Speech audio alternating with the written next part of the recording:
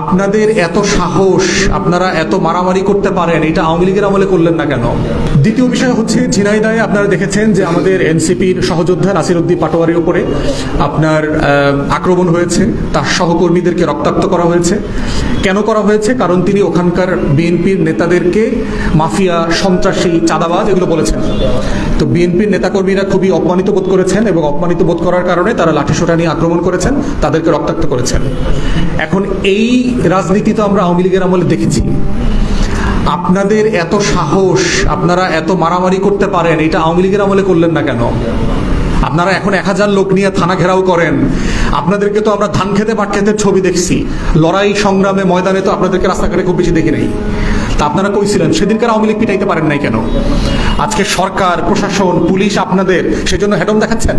এটা গণতন্ত্র? সরকারি দলের নেতাকর্মীদেরকে সবসময় সংযত আচরণ করতে হবে। বিরোধী দল সবসময় সরকারি দলের সমালোচনা করবে, এইটা মানতে না পারলে সরকারি দল করা বন্ধ করে দেন, রোজা রাখেন, গরুর ব্যবসা করেন, হাটে যান, গরু গোশত খান, ঘুমান। কিন্তু সরকারি দলের সমালোচনা করলে আপনার রাগ হবে, আপনার মেজাজ গরম হয়ে যাবে।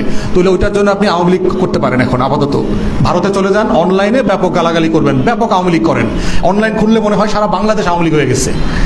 তো বিএনপি নেতাকর্মীদেরকে বলবো যে আপনার নেতাকর্মীদেরকে নাসির উদ্দিন পাটোয়ারি যা বলছে কথা তো সত্য, এবং আপনারা সেটা প্রমাণ দিচ্ছেন, দিনে দিনে প্রমাণ দিচ্ছেন। আপনাদের নেতারা যে মাফিয়া, গুন্ডা, সন্ত্রাসী, সেটা কয়েকশো লোক নিয়ে লাঠিসোঁটা নিয়ে থানা ঘেরাও করতে গেছেন নাসির উদ্দিন পাটোয়ারি এবং তার লোকদেরকে পিটানোর জন্য।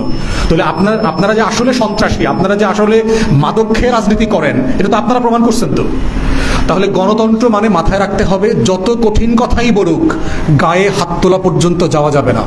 এটা হলো সীমানা। যদি এই রাজনীতি করতে না পারেন, আওয়ামী লীগের মতো নাই হয়ে যাবেন বাংলাদেশ থেকে। আওয়ামী লীগ একই কাজ করে নাই হয়ে গেছে, সিম্পলি একই কাজ করছে, একই গুন্ডামি গত 17 বছর করছে। এবং আপনারা যদি মনে করে থাকেন আপনাদের পয়েন্ট স্কোর বাড়ছে ঝিনাইদহে এটা কইরা, ঝিনাইদহে তো এমনি আপনাদের ভোটের অবস্থা খুব খারাপ এবং আপনারা সেটা ভুলে গেছেন। গতকালকে পরশু আপনাদের ভোট আরো কিছু কমছে ওই এলাকাতে।